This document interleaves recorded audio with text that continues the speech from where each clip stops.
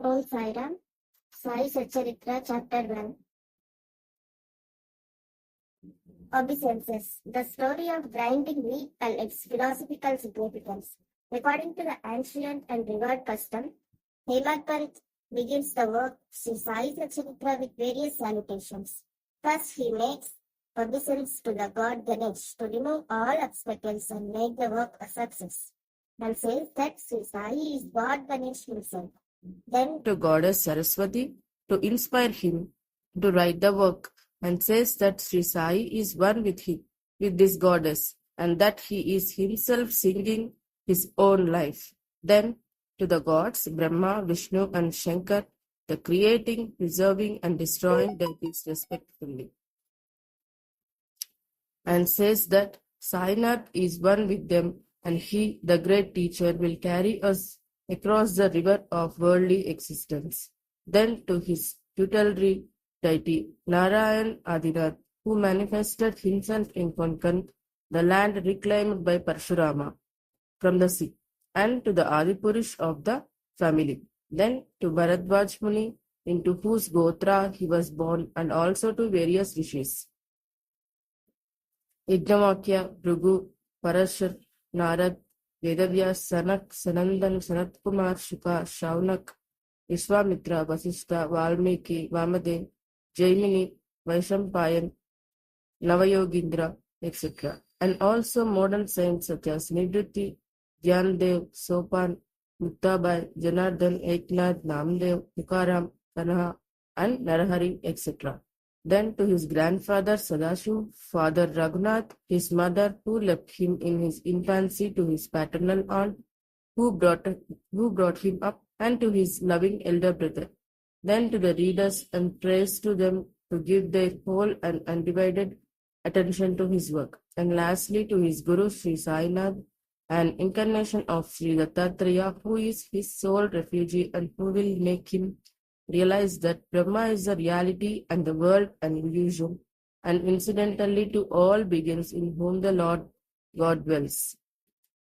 After describing in brief the various modes of devotion according to Parashar, Vyasa, and Saundilya, etc., the author goes on to relate the following story. It was sometime after 1910 that I went one fine morning to the masjid in Shirdi to have darshan of Sai Baba. I was wonderstruck to see the following phenomenon. After washing his mouth and face, Sai Baba began to make preparations for grinding wheat. He spread a sack on the floor and thereon set a hand mill. He took some quantity of wheat in a winnowing fan, and then drawing up the sleeves of his kafni and taking hold of the peg of the hand mill, started grinding the wheat by putting a few handfuls of wheat in the upper opening of the mill and rotated it. I thought what business Baba had with the grinding of wheat when he possessed nothing and storing nothing, and as he lived on alms. Some people who had come there thought likewise, but none had the courage to ask Baba what he was doing. Immediately this news of Baba grinding wheat spread into village, and at once men and women ran to the masjid and flocked there to see Baba's act.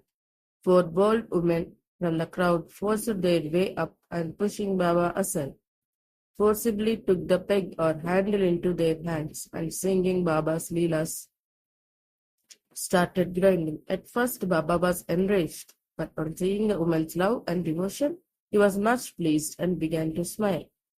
While they were grinding, they began to think that Baba had no house, no property, no children, none to look after, and he lived on alms, and therefore he did not require any wheat flour for making bread or roti.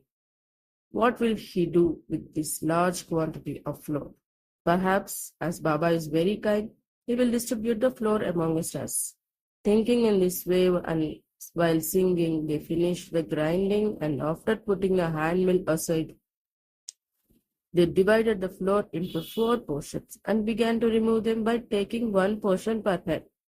Baba, who was calm and quiet up till now, got wild and started abusing them, saying, "Ladies, have you gone mad?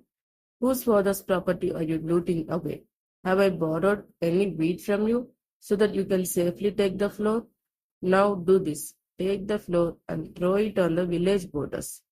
On hearing this, the women felt abashed and whispering among themselves went to the outskirts of the village and spread the floor as directed by Baba. I asked the city people, what was this that Baba did?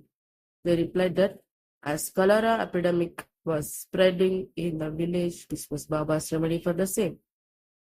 It was not wheat that was ground, but cholera itself was ground to pieces and pushed out of the village. From this time onwards, the cholera epidemic subsided and the people of the village were happy. I was much pleased to know all this, but at the same time my curiosity was also aroused. I began to ask myself what earthly connection was there between wheat flour and cholera. What was the causal relation between the two, and how to reconcile them? The incident seems to be inexplicable. I should write something on this and sing to my heart's content Baba's sweet Leelas. Thinking in this way about this Leela, my heart was filled with joy and I was just inspired to write Baba's life, the Sais of Charitra. And as we know, with Baba's grace and blessings, this work was successfully accomplished. Philosophical significance of grinding.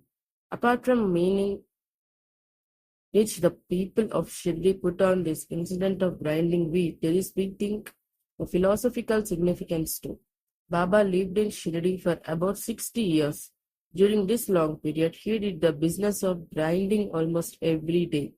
Not, however, wheat alone, but the sins, the mental and physical applications, and the miseries of his innumerable devotees. And the two stones of his mill consisted of karma and bhakti, the former being the lower one and the latter the upper one. The handle with which Baba worked the mill consisted of dhyana. It was the firm conviction of Baba that knowledge of self-realization is not possible unless there is a prayer act of grinding of all our impulses, desires, sins, and of three gunas, sattva, rajas, and tama, and the ahankar, which is so subtle and therefore so difficult to get rid of. This reminds us of a similar story of Kabir, who, seeing a woman grinding corn, said to his guru, Nipati Niranjan, I am weeping because I feel the agony of being crushed under this wheel of worldly existence, like the corn in the hand. Nipati Niranjan replied, don't be afraid. Hold fast to the handle of knowledge of this mill, as I do, and don't wander far away from the same, but turn inward to the center, and you are sure to be safe. Go to Sri Sai. Peace be to all. Om Sri Sai Nadaya Namaha.